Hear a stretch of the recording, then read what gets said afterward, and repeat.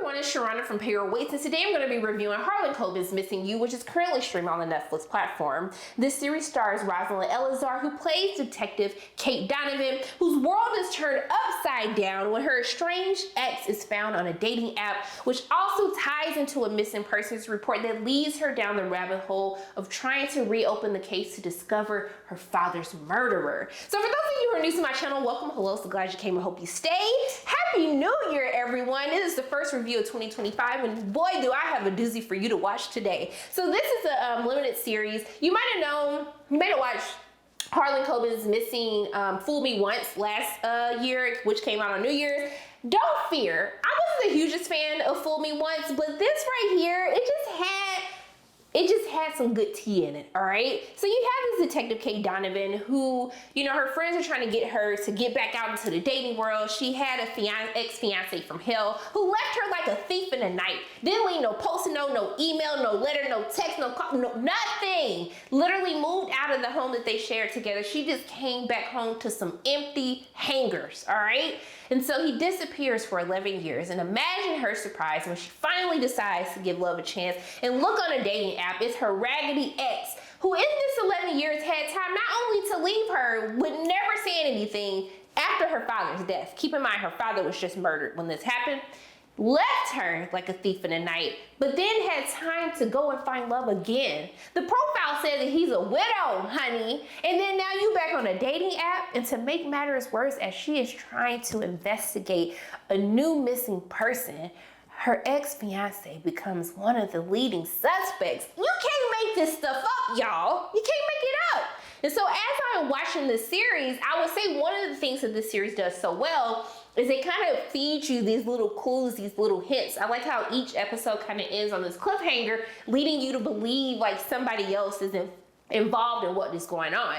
Now, the whole main portion of this is she's investigating these missing people. And I know I'm supposed to care about that, but y'all, I'm stuck on the ex-fiance over here. I'm stuck on the ex-fiance, all right? I think they do a good job of having this overarching mystery, but the real story that you're here for is to really figure out what happened with Kat and her relationship.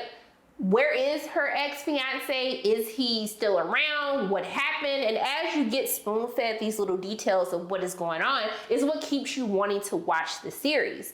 And I think they do a good job of giving you enough to keep you wanting to click next episode, next episode, next episode. But I do think that sometimes having two different storylines when really you're just trying to figure out what happened in her own personal life, I think sometimes it could be a bit of a distraction.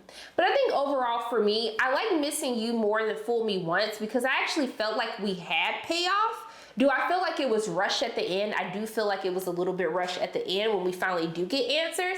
So much had happened that I was almost sitting there for a moment. I was like, hold on. It's still one question that I still have. And as soon as I had that thought process, it's like they almost remembered at the same time, like, oh, dang, we forgot to tell y'all what the hell happened. And then things get even crazier. You don't know who to trust in this series. And I like shows that really keep you on the edge of your seat and just have you not trust anybody. I don't even trust the main character, and I'm sure that she didn't even have nothing to do with anything. I don't trust her decision making. I don't trust none of the people in her life. Honestly, by the end of the series, I was ready to fight every single character on the show. I was ready to fight everybody. To be honest, you're gonna go through a plethora of emotions. You're gonna be happy, you're gonna be sad, you're gonna be angry at times, all right? But I will say that it did a really great job of keeping me invested, keeping me interested.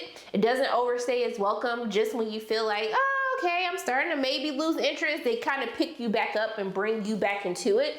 And I think that the ending kind of, I don't necessarily want to say it will satisfy you, because you're going to be even more mad once you figure out everything that has happened. But I do think that they find a way to kind of weave these three different storylines that are happening. They do a good job at the end of trying to bring them all back together as all of these stories are kind of intertwined with one another. So I think that you would have a good time watching Fool Me Once. I think it was a fun binge to start off this New Year's Day with. If you ain't got nothing else to do, if you hungover right now, go get you some Liquid IV. Make sure you drink your fluids and, you know, make sure you're eating before you drink next time. But if you don't have anything to watch right now, I would highly suggest that you watch Harlan Coben's Missing You, which is currently streaming on the Netflix platform. Let me know in the comment section below, did you love it? Did you hate it? Are you ready to fight every single character like I was on the show? Let me know in the comment section below. But those are my quick thoughts on Harlan Coben's Missing You. As always, my name is Sharana from Pair Waits, and if you like what you saw today, make sure you hit the like button, hit subscribe, share this video with your friends, and make sure you hit that notification bell. And I love you guys 2000. And until I see you again, and Happy New Year!